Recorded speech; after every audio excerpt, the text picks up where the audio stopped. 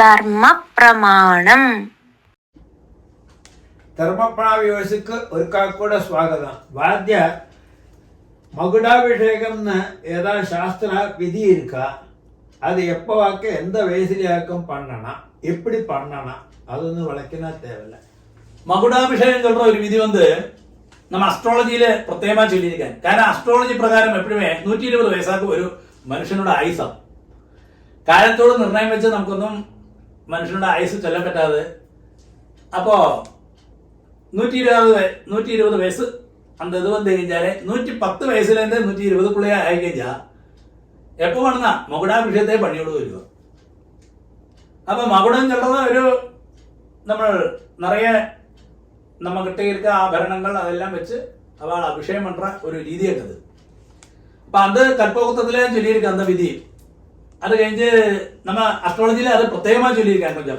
ബാക്കിയുള്ള പ്രൊസീജിയറൊന്നും അത്ര ഒരു ഇമ്പോർട്ടൻസ് കൊടുക്കില്ല. ഞാൻ അസ്ട്രോളജിയിൽ പ്രത്യേകിച്ച് മകുടാഭിഷേകത്ത് കൊഞ്ചം ഇമ്പോർട്ടൻസ്. കാരണം അവൻ അസ്ട്രോളജി പ്രകാരം 120 വയസ്സാണ് കണക്കാക്കാറാണ്. ശാസ്ത്രപ്രകാരം 100 വയസ്സ് ഇരുന്നാൽ കൂടി അസ്ട്രോളജി പ്രകാരം 120 അത് കൊഞ്ചം കൂടി ഇമ്പോർട്ടൻസ് കൊടുത്താൽ അവൾക്ക്. അപ്പൊ അത് കൽപ്പവൃത്തത്തിലെ പണി രുദ്രേശയോ ഇല്ല മഹാരുദ്രമോ പണി அந்த மகுடாபிஷேகத்தை பண்ற ஒரு விதி இருக்கு.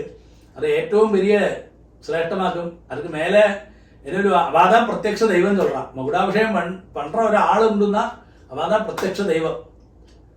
നീ കോവിലേക്കേ പോണ്ടാ சொல்றான். அவா இருந்தேஞ்சா மகுடாபிஷேகம் பண்ற ഒരാൾ அங்க இருந்தேஞ்சா இல்ல மகுடாபிஷேகம் பண்ணின ഒരാ നീ കോവിലേക്കേ പോയി സ്വാമിയെ തൊഴണ്ട.